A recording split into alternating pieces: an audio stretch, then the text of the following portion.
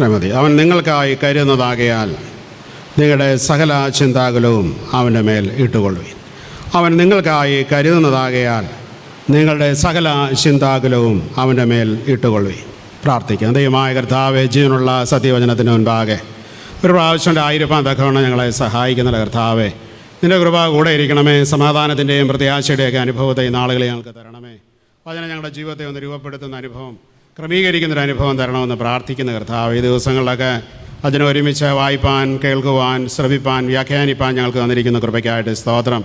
അനേക ദൈവമക്കൾ ഈ ദിവസങ്ങളിലെ കർത്താവെ ഇവിടെ നിന്നുകൊണ്ട് ദൈവത്തിൻ്റെ വചനം പ്രസംഗിച്ചല്ല കർത്താവെ, അതൊക്കെ ഞങ്ങളുടെ ഹൃദയത്തിൽ സ്പർശിക്കുവാനും ഞങ്ങളുടെ ജീവിതത്തിൻ്റെ പ്രവർത്തന രംഗത്തേക്ക് അത് മാറുവാനും ഇടയാക്കണമെന്ന് പ്രാർത്ഥിക്കുന്ന കർത്താവെ, ഓരോ ദിവസവും വചനം കേട്ട് മാർക്കിട്ടിട്ട് മടങ്ങുവാനല്ല ഞങ്ങളെക്കുറിച്ച് ഉദ്ദേശിക്കുന്നത്, ജീവിതത്തിൽ നല്ല സാക്ഷിയുള്ളവരായിട്ട് മുമ്പോട്ട് പോകാൻ തക്കവണ്ണം സഹായിക്കണമെന്ന് പ്രാർത്ഥിക്കുന്ന കർത്താവെ, ഇടവയെ താഴ്ത്തി ഏൽപ്പിക്കുന്ന, സഭയെ ഏൽപ്പിക്കുന്ന, ദേശത്തെ ഏൽപ്പിക്കുന്ന കർത്താവെ, എല്ലായിടത്തും ദൈവത്തിൻ്റെ അനുഗ്രഹവും പ്രത്യാശയും സമാധാനവും കൂടെ ഇരുന്നാട്ട് ഈ സന്ധ്യയിൽ വചനം പറയാനുള്ള കൃപ ബലഹീനദാസനായിരിക്കുന്ന അടിയനെ തരണമെന്ന് പ്രാർത്ഥിക്കുന്ന കർത്താവെ, യേശു നാമത്തെ അടിയങ്ങളുടെ പ്രാർത്ഥന ദയവുണ്ടായി കേൾക്കുമാറാകണമേ. നമ്മുടെ ജീവിതത്തിൻ്റെ ഭാരങ്ങൾ വർദ്ധിച്ചു വരുമ്പോൾ എന്തോ ചെയ്യണം എന്നുള്ളത് ഭാഗ്യവാനായിരിക്കുന്ന പത്രോസ് അപ്പോസ്തലൻ തൻ്റെ ഏറ്റവും ശ്രേഷ്ഠമായിരിക്കുന്ന ലേഖനത്തിൽ എഴുതിയ വളരെ സുന്ദരമായൊരു വേദവാക്യമാണ് നമ്മൾ വായിച്ചു കേട്ടത്. എല്ലാ വചനങ്ങളും നല്ലതാണ്, എന്നാൽ ചില വചനങ്ങളോടെ നമുക്കൊരു വല്ലാത്ത ഇഷ്ടമുണ്ട്, ചില വചനങ്ങളോടെ നമുക്കൊരു പെരുത്ത ഇഷ്ടമുണ്ട്, ഹൃദയത്തിൽ നമ്മളത് സൂക്ഷിക്കും. അങ്ങനെ പല ദൈവമക്കളും അവരുടെ ഹൃദയത്തിൽ വളരെ ഹൃദ്യസ്ഥമായിട്ട് സൂക്ഷിക്കുന്ന അവരുടെ പ്രയാസങ്ങളൊക്കെ വരുമ്പോൾ ആശ്വാസത്തോടെ പ്രത്യാശയോടുകൂടെ പറയുന്ന ഒരു ദൈവവചനമാണ് ഇപ്പോൾ നമ്മൾ ഒരുമിച്ച് വായിച്ചത്. അവൻ നിങ്ങൾക്കായി കരുതുന്നതാകയാൽ നിങ്ങളുടെ സകല ചിന്താകുലവും അവൻ്റെ മേൽ ഇട്ടുകൊള്ളും. എന്നോട് ചേർന്നെന്ന് പറയാമോ? അവൻ നിങ്ങൾക്കായി, ഉറക്കെന്ന് പറഞ്ഞ്, അവൻ നിങ്ങൾക്കായി കരുതുന്നതാകയാൽ നിങ്ങളുടെ സകല ചിന്താകുലവും അവൻ്റെ മേൽ ഇട്ടുകൊള്ളുവീൻ. നമുക്ക് കാണാതെ മനസ്സിൽ പതിയേണ്ട ഒരു വാക്യമായതുകൊണ്ടാണ് ഒരുമിച്ച് പറയുവാൻ തക്കവണ്ണം ഞാൻ ശ്രമിച്ചത്. എന്തുകൊണ്ടാണ് ഈ ചിന്താകുലങ്ങൾ, ആകുലതകൾ നമ്മുടെ ജീവിതത്തിൽ ഉണ്ടാകുന്നത്? അതിന് പല കാരണങ്ങളുണ്ട്. ചിലരെ സംബന്ധിച്ച് പറയും, എന്നെ സ്നേഹിക്കുവാൻ ആരുമില്ല, എന്നെ കരുതുവാൻ ആരുമില്ല, നാളെ എന്ത് സംഭവിക്കും എന്നറിയാം. നാളെക്കുറിച്ച് ഓർത്തിട്ടാണ് ഒരുപാട് ആളുകൾ ആകുലപ്പെടുന്നത് എന്നുള്ളത് വാസ്തവമായിരിക്കുന്ന കാര്യങ്ങളാണ്. അപ്പോൾ ആകുലതകൾ വർദ്ധിപ്പിക്കുന്നതിന് ഒത്തിരി റീസൺസ്, ഒത്തിരി കാരണങ്ങൾ നമ്മുടെ ജീവിതത്തിൽ പറയുവാൻ സാധിക്കും. അതിലടിസ്ഥാനപരമായ 2-3 കാരണങ്ങൾ മാത്രമേ ഞാൻ പറഞ്ഞുള്ളൂ. നമ്മുടെയൊക്കെ ജീവിതം എടുത്ത് പരിശോധിച്ചാൽ നമുക്ക് ഇതിലും കാരണങ്ങൾ പറയുവാൻ സാധിക്കും. എന്നെ സ്നേഹിപ്പാൻ ആരുമില്ല, ഇതിൻ്റെ വലിയ പ്രശ്നമാണ്. സ്നേഹിപ്പാൻ ആരുമില്ലാത്തത് കൊണ്ട് ടെൻഷൻ വല്ലാതെ വർദ്ധിച്ചിട്ട് വല്ലാത്ത പ്രശ്നങ്ങളിലേക്ക് ജീവിതങ്ങൾ പോകുന്നു, അല്ലേ? എൻ്റെ ജീവിതത്തിൽ എന്നെ സ്നേഹിക്കാൻ മാത്രമല്ല, എന്നെ കരുതുവാൻ ആരുമില്ലാത്ത ഒരനുഭവം, താങ്ങും തണലുമായിട്ട് നിൽക്കുവാൻ ഈ നാളുകളിൽ പലർക്കും ആരുമില്ല.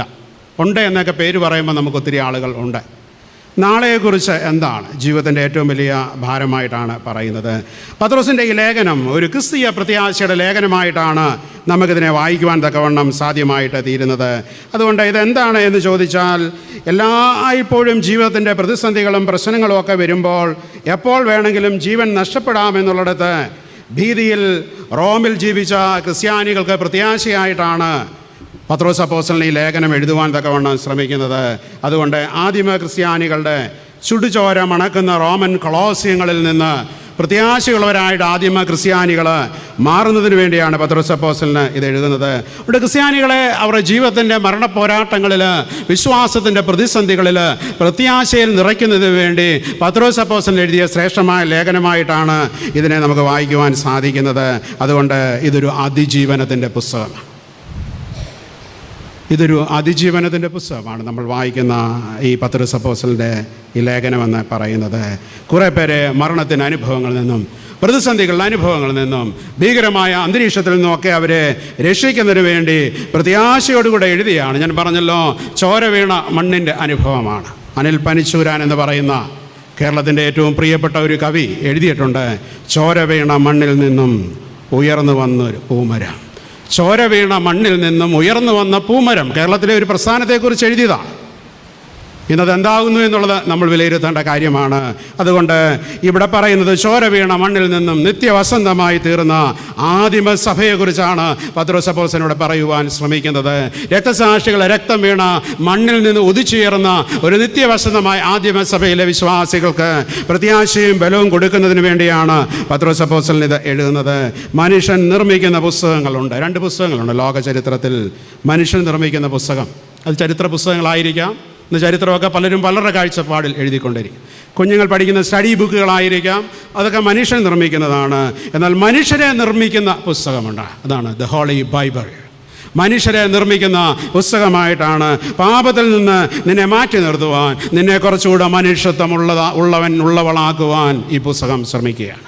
ഈ നോമ്പതാണ് പറയുന്നത്, നീ കുറച്ചുകൂടെ മനുഷ്യത്വം ഉള്ളതായി തീരും, കുറച്ചുകൂടെ മനുഷ്യത്വമുള്ളതായി. ഇത്രയും ദിവസം നോമ്പിന് വന്നിട്ട് എന്നാ മാറ്റം?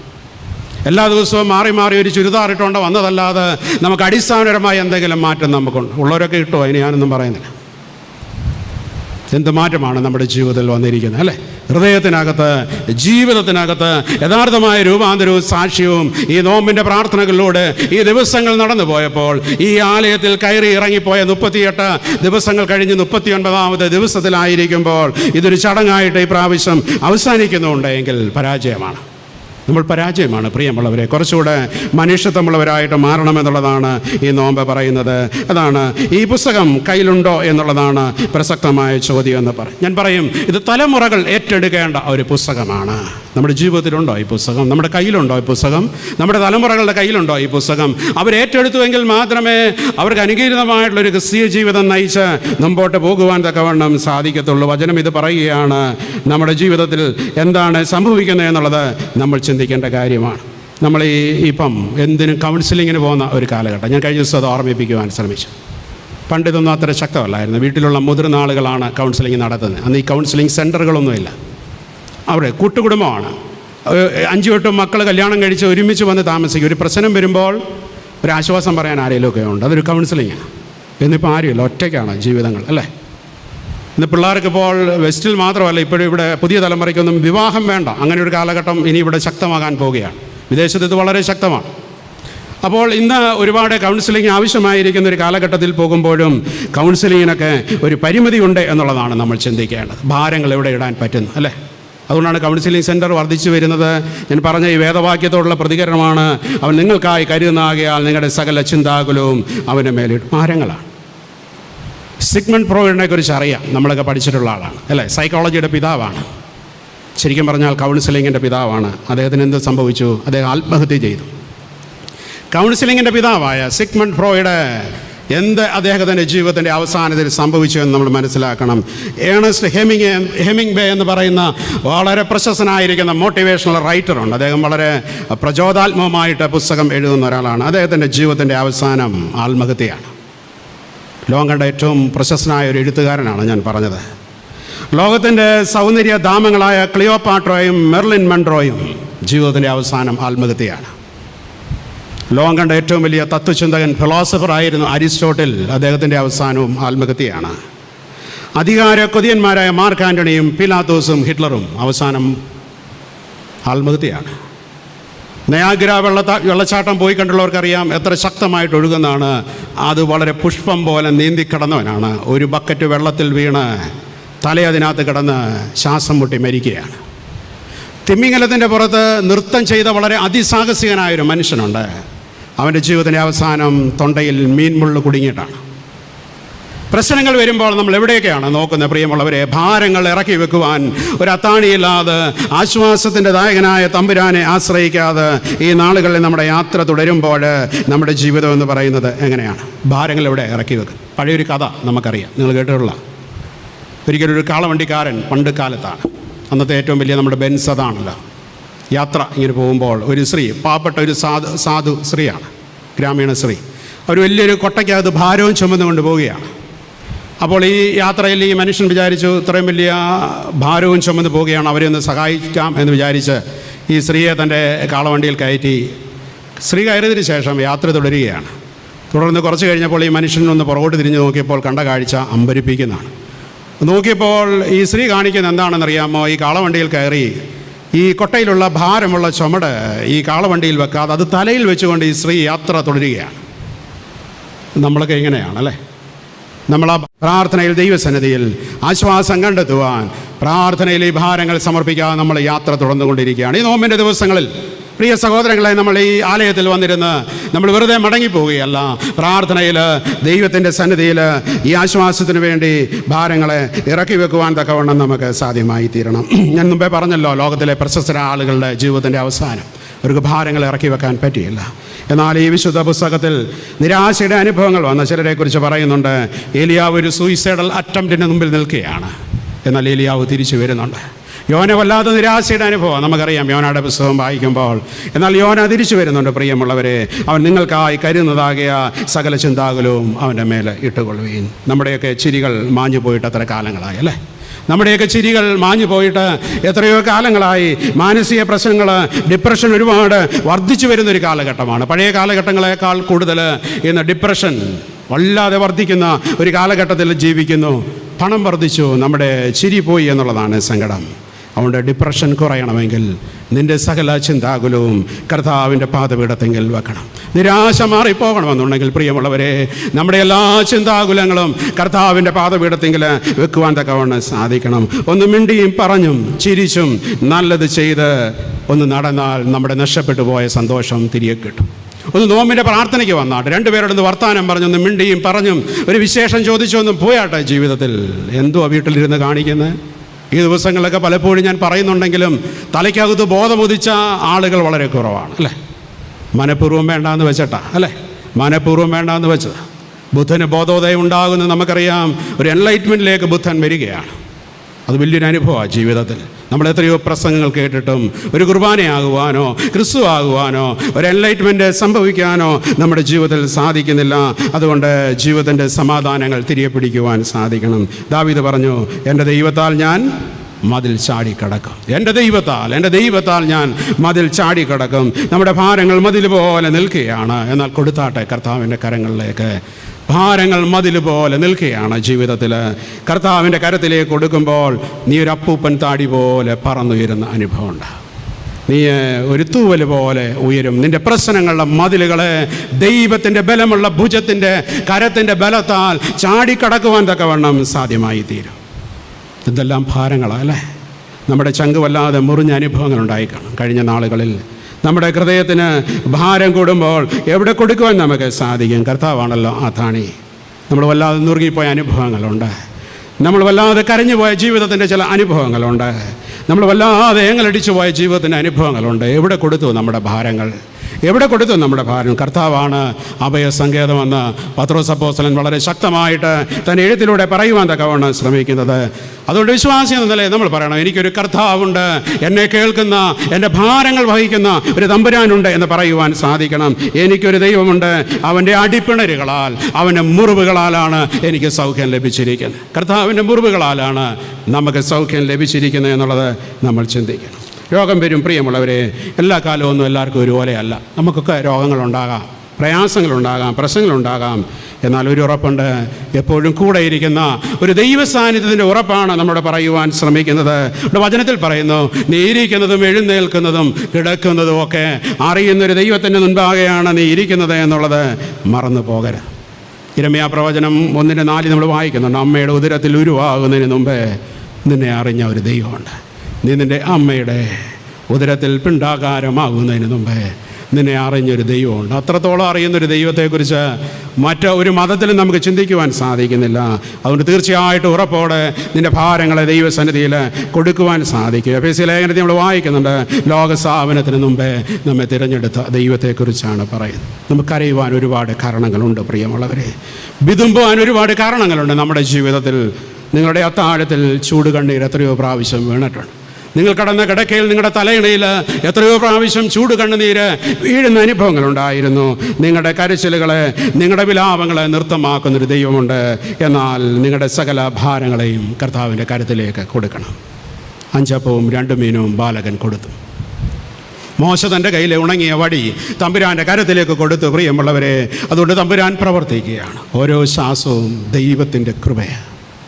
എന്തിന് സ്തോത്രം പറയുന്നു അല്ലേ? ഇന്നിവിടെ വന്നിരിക്കുമ്പോൾ ഓർത്തോണം, ഓരോ ശ്വാസവും ദൈവത്തിൻ്റെ കൃപ. ഇന്ന് നമ്മൾ കണ്ടു എന്ത് സങ്കടമായിരുന്നു രാവിലത്തെ വാർത്ത.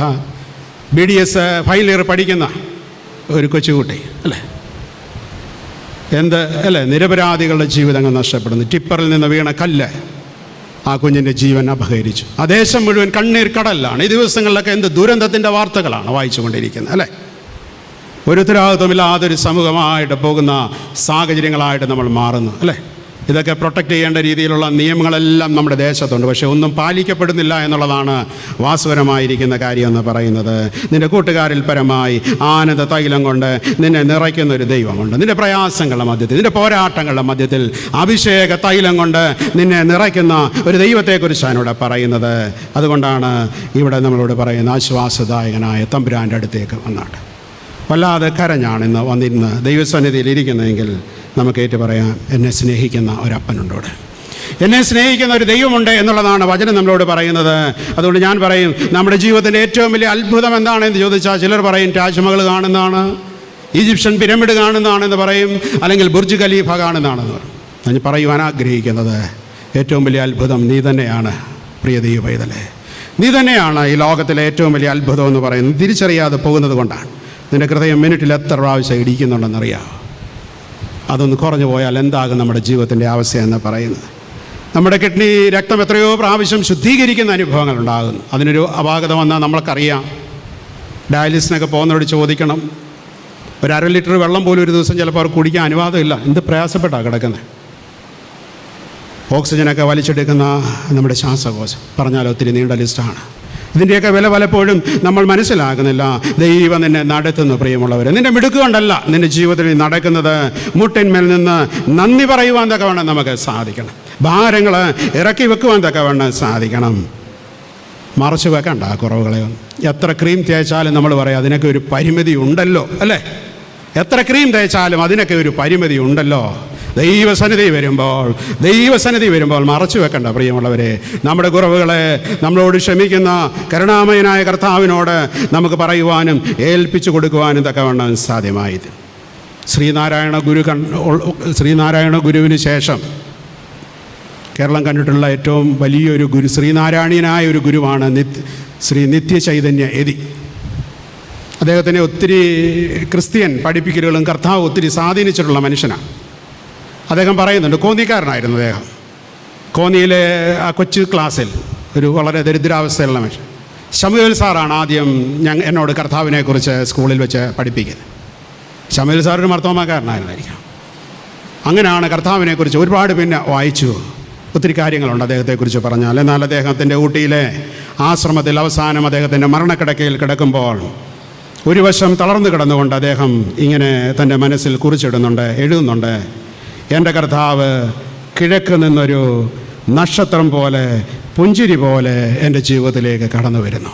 എൻ്റെ കർത്താവ് കിഴക്ക് നിന്നൊരു നക്ഷത്രം പോലെ, ഒരു പുഞ്ചിരി പോലെ എൻ്റെ ജീവിതത്തിൽ കടന്നു വരുന്നു. സൈന്യങ്ങളുടെ യഹോവേ തിരുനിവാസം എത്ര മനോഹരം. സൈന്യങ്ങളുടെ യഹോവേ തിരുനിവാസം എത്ര മനോഹരം. ഇവരൊക്കെ കർത്താവിൽ ആശ്വാസവും പ്രത്യാശയും കണ്ടെത്തിയ വളരെ പ്രധാനപ്പെട്ട ഗുരുക്കന്മാരാണ്. നമ്മളൊക്കെ ഇത്രത്തോളം കർത്താവിനെ മനസ്സിലാക്കിയിട്ടുണ്ടോ എന്നുള്ളത് നമ്മൾ പലപ്പോഴും തിരിച്ചറിയുന്നില്ല എന്നുള്ളതാണ് വാസ്തവപരമായിരിക്കുന്ന കാര്യം എന്ന് പറയുന്നത്. നമ്മളങ്ങനെ പോകുന്നു. 39ാമത്തെ ദിവസം എത്തിയല്ലോ. നോമ്പ് ഇത്രയുമായിട്ടും കർത്താവ് നമുക്ക് ആരാണ്? ഞാൻ വളരെ സിമ്പിളായ ചോദ്യമാണ് ചോദിച്ചത്. നോമ്പിൻ്റെ 39ാമത്തെ ദിവസം എത്തി, കർത്താവ് നമുക്ക് ആരാണ് എന്നുള്ളതാണ് പ്രശ്നം. നമ്മൾ സൗകര്യപൂർവ്വം കർത്താവിനെ മാറ്റി വെച്ചില്ല പ്രിയമുള്ളവരെ. ഒരു ചാറ്റൽ മഴ വന്നപ്പോൾ നമ്മൾ ആരാധന മാറ്റിവെച്ച ആളുകളാണ്. ഒരു വിരുന്നുകാരൻ കയറി വന്നപ്പോൾ ഞായറാഴ്ചത്തെ വിശുദ്ധ കുർബാന വേണ്ട എന്ന് പറഞ്ഞ ആളുകളാണ്. ഒരു ഞായറാഴ്ച കല്യാണം വന്നപ്പോൾ ഒരാരാധനയും വേണ്ട എന്ന് പറഞ്ഞ യാതൊരു വിശ്വാസത്തിൻ്റെ ആഴമില്ലാത്ത ആളുകൾ എത്ര നിസ്സാരമായി നമ്മൾ കർത്താവിനെ തള്ളിക്കളഞ്ഞിട്ടുണ്ട്. ജീവിതാനുഭവം എന്ത് വില കൊടുത്താണ് ഈ നാളുകളിൽ നമ്മൾ ദൈവത്തെ ആരാധിച്ചത് എന്നുള്ളത് വാസ്തവമായിട്ട് നമ്മൾ മനസ്സിലാക്കേണ്ട കാര്യമാണ്.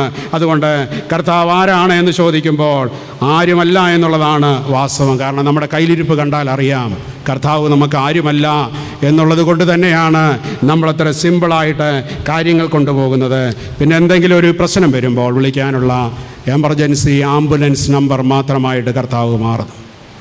എന്തെങ്കിലുമൊക്കെ ഒരു പ്രശ്നം മക്കൾക്കോ പ്രിയപ്പെട്ടവർക്കോ വരുമ്പോൾ വിളിക്കുവാനുള്ള എമർജൻസി ആംബുലൻസ് നമ്പറായിട്ട് മാത്രം നമ്മുടെ ജീവിതത്തിൽ നമുക്ക് മാറുന്നു എന്നുള്ളതാണ് പ്രശ്നം. പ്രയാസങ്ങൾ വരുമ്പോൾ, ക്ഷീണങ്ങൾ വരുമ്പോൾ ചിലരൊക്കെ ചോദിക്കും, അച്ഛാ എന്താണ് ഞങ്ങളുടെ ജീവിതത്തിൽ ഇങ്ങനെ? നമ്മൾ ചോദിക്കുന്നതെല്ലാം കിട്ടത്തില്ല ജീവിതത്തിൽ. ഞാൻ ചോദിച്ചതൊന്നും ദൈവം എനിക്കെല്ലാം ഇതുവരെയും തന്നിട്ടില്ല. എല്ലാവർക്കും അങ്ങനെയൊക്കെയാണ്, എല്ലാം കിട്ടിയെന്ന് വരത്തില്ല. അതുകൊണ്ട് ആ സമയങ്ങളിൽ നമ്മൾ കർത്താവിനോട് ചേർന്ന് തന്നെയാണ് നടക്കുന്നത്. കാരണം യാത്രയ്ക്കൊരു ലക്ഷ്യമുണ്ട്. യാത്ര എവിടെയാണ് തീരുന്നത് എന്നുള്ളത് വളരെ വ്യക്തമായ കാഴ്ചപ്പാടിലൂടെ നമുക്ക് പോകുവാൻ സാധിക്കും.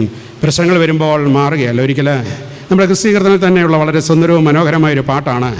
അതെഴുതിയത് സീസൈ സഭയിലെ പ്രിയപ്പെട്ട TJ ആൻഡ്രൂസ് അച്ഛനാണ്. ആ പാട്ടിൻ്റെ അടിയിൽ നോക്കിയാൽ അച്ഛൻ്റെ പേരവിടെ എഴുതിയിട്ടുണ്ട്, റവറൻ TJ ആൻഡ്രൂസ്. എന്നാൽ അച്ഛൻ ഏത് സാഹചര്യത്തിൽ അത് എഴുതിയെന്ന് ഓർക്കണം. അപ്രതീക്ഷിതമായി അച്ഛൻ്റെ ജീവിതത്തിൽ വന്ന ഒരു സ്ട്രോക്കിൽ അച്ഛൻ തളർന്ന് പാഴ്സനേജിൽ അച്ഛൻ കിടക്കുമ്പോഴാണ് അച്ഛന് ഈ പാട്ട് എഴുതിയത്. നമ്മൾ പലപ്പോഴും പ്രയാസങ്ങൾ വരുമ്പോഴും നിരാശകൾ വരുമ്പോഴും ഒക്കെ പാടുന്ന അനുഭവമാണ്. ആ പാട്ട് നമുക്കൊന്ന് ചേർന്ന് പാടാം. യേശു എന്നടിസ്ഥാനം ആശയാവേനിലാത്രേ, ആശ്വാസത്തിൻ പൂർണ്ണത യേശുവിൽ കണ്ടേ ഞാനും, ആശ്വാസത്തിൻ പൂർണ്ണത യേശുവിൽ കണ്ടേ ഞാനും. എത്ര മധുരമാവേ നാമമെനിക്കു പാർത്ത, ഓർത്തു വരും തോറുമേ ആർത്തി മാഞ്ഞു പോകുന്നു, ഓർത്തു വരും തോറുമേ ആർത്തി മാഞ്ഞു പോകുന്നു. രോഗമേ പീഡിച്ച ദേഹം ക്ഷയിച്ചാലോ വേഗം വരുമെന്നാതെ ദേഹം പുതുതാക്കിയ വേഗം വരുമെന്നാതെ ദേഹം പുതുതാക്കിയ. സഭയുടെ ശ്രേഷ്ഠമായ ശുശ്രൂഷയിലായ ഒരു വൈദികൻ ശരീരം തളർന്നു കിടക്കുമ്പോൾ അതേ എഴുതിയൊരു പാട്ടാണ്.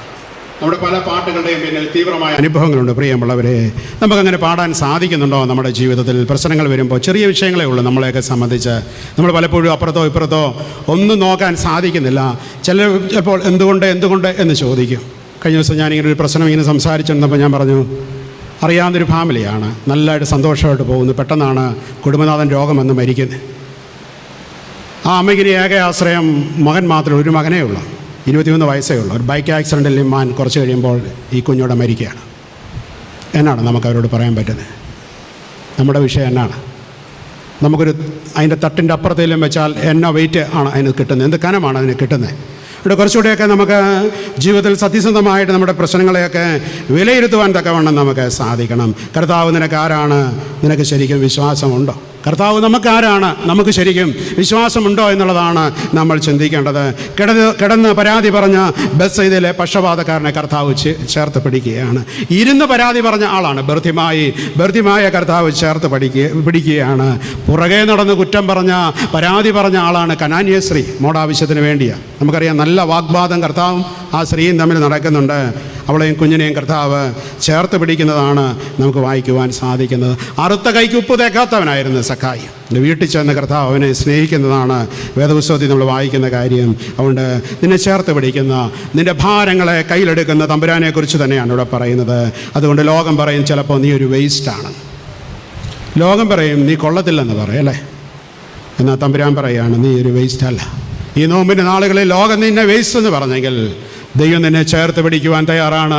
ദൈവത്തിൻ്റെ കരത്തിലേക്ക് ഏൽപ്പിച്ചു കൊടുക്കുവാൻ തക്കവണ്ണം സാധിക്കണം. നിന്നെ അറിയുന്ന ഒരു സ്വർഗസ്വ പിതാവുണ്ട്, അവൻ നിങ്ങൾക്കായി കരുതുന്നതാകയാൽ സകല ചിന്താകുലവും കർത്താവിൻ്റെ കരത്തിലേക്ക് ഇട്ടുകൊടുക്കുവാൻ തക്കവണ്ണം സാധിക്കണം. നമുക്കൊരു യോഗ്യതയിൽ ഈ അടുത്ത സമയത്ത് വളരെ ഹിറ്റായ ഒരു പാട്ടിൻ്റെ ഏതാനും വരികൾ നിങ്ങൾ ചിലർക്കറിയാവുന്നതാണ്, നമുക്കറിയാവുന്ന പാട്ടാണ്. എനിക്ക് ഒരു യോഗ്യതയിലെന്ന് കർത്താവിന് മുമ്പിൽ പറയുമ്പോൾ ഞാൻ യോഗ്യനല്ല യേശുവേ, നിൻ സ്നേഹം പ്രാപിപ്പാൻ ഞാൻ യോഗ്യനല്ല യേശുവേ, നിൻ നന്മ പ്രാപിപ്പാൻ എങ്കിലും നീ സ്നേഹിച്ചു, എങ്കിലും നീ മാനിച്ചു. ഇത്ര നല്ല സ്നേഹമേ, നന്ദിയോടെ.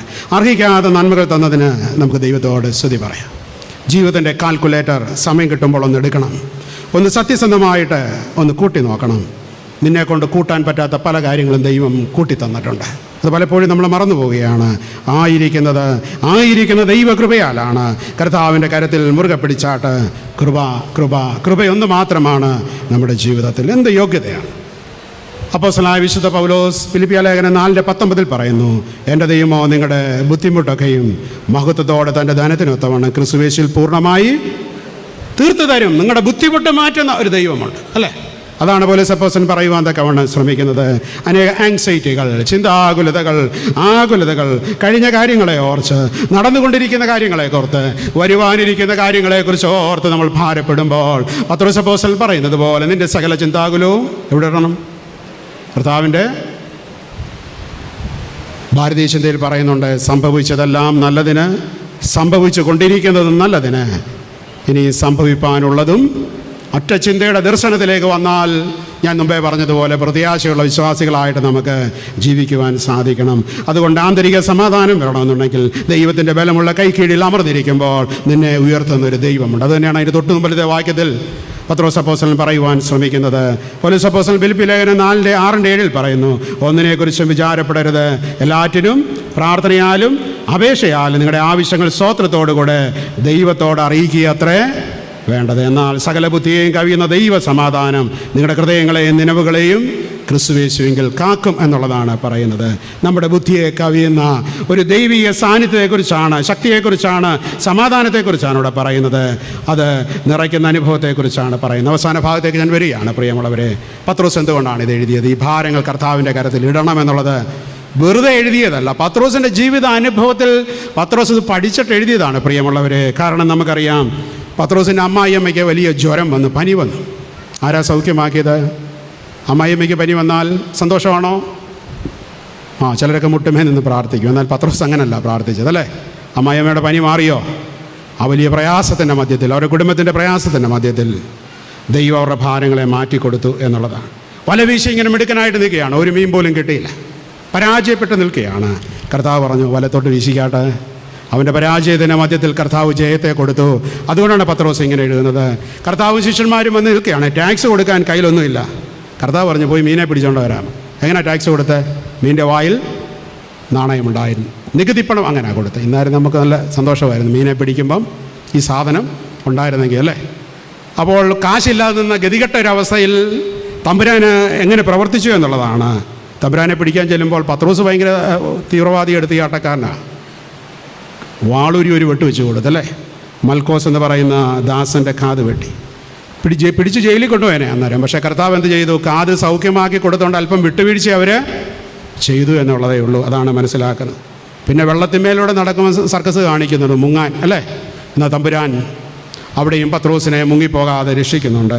കഴിഞ്ഞ ദിവസത്തെ ഒരു ധ്യാനത്തിൽ ഞാൻ പറഞ്ഞല്ലോ, പത്രോസ് ജയിലിൽ കിടക്കുമ്പോൾ ചങ്ങലയടിഞ്ഞ് അവനെ രക്ഷിക്കുന്നൊരനുഭവം തമ്പുരാൻ ഒരുക്കുന്നു. അതുകൊണ്ട് പത്രോസിൻ്റെ ജീവിത അനുഭവത്തിൽ നിന്നാണ് പത്രോസ് ഈ ലേഖനം എഴുതിയത്. സകല ചിന്താകുലവും സകല ഭാരങ്ങളും പ്രയാസങ്ങളും കർത്താവിൻ്റെ കരത്തിലേക്ക് കൊടുക്കുവാൻ തക്കവണ്ണം നമുക്ക് സാധിക്കണം. അതുകൊണ്ട് ലേഖനം വെറുതെ എഴുതിയതല്ല. ദൈവത്തിൻ്റെ കരത്തിലേക്ക് നമ്മളൊരു പ്രശ്നം കൊടുക്കുമ്പോൾ എന്താണ് ഗുണം? നമുക്കൊരു ധൈര്യം ഉണ്ടാകും, നമുക്കൊരു ആത്മവിശ്വാസം ഉണ്ടാകും, നമ്മളെ ബലപ്പെടുത്തുന്ന ഒരനുഭവം ഉണ്ട്.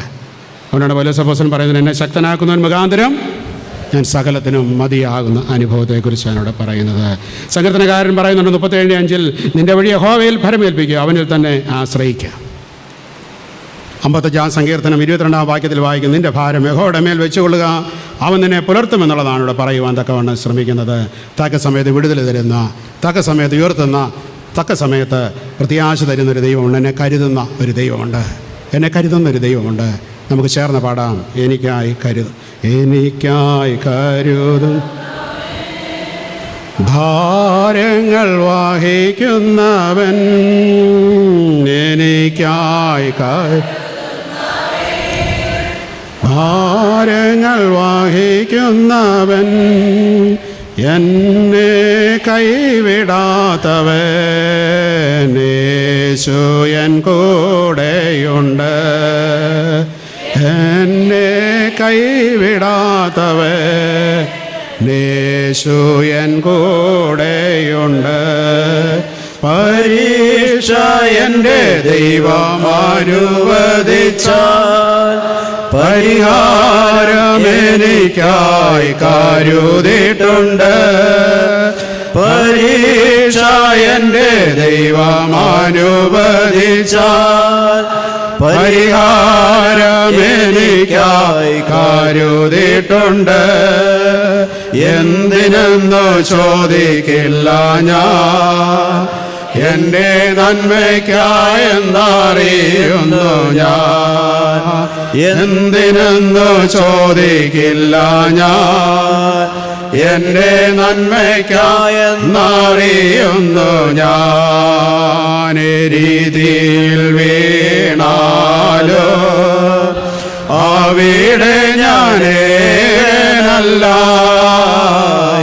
രീതിയിൽ വീണാലോ അവിടെ ഞാനേനല്ല, വീഴുന്നതോ തീരല്ല, യേശുവിൻ കരങ്ങളിലാ. വീഴുന്നത് തീരല്ല, യേശുവിൻ കരങ്ങളിലാ. പരീക്ഷ എൻ്റെ ദൈവമനുവദിച്ചാൽ പരിഹാരമെനിക്കായി കരുതിയിട്ടുണ്ട്. പരീക്ഷ എൻ്റെ ദൈവമനുവദിച്ചാൽ പരിഹാരമെനിക്കായി കരുതിയിട്ടുണ്ട്. എന്തിനെന്നു ചോദിക്കില്ല ഞാൻ, എൻ്റെ നന്മയ്ക്കായെന്നറിയുന്നു ഞാൻ. എന്തിനെന്നു ചോദിക്കില്ല ഞാൻ, എൻ്റെ നന്മയ്ക്കായെന്നറിയുന്നു ഞാൻ. നമുക്ക് പ്രാർത്ഥനയ്ക്കായിട്ട് പരിശുദ്ധ സന്നിധി ശിരസ്സുകളെ വണക്കാം. കേട്ട തിരുവചനങ്ങളെ ഓർത്ത് ആർക്കെങ്കിലും ഒരാൾക്ക് പ്രാർത്ഥിക്കാമല്ലോ.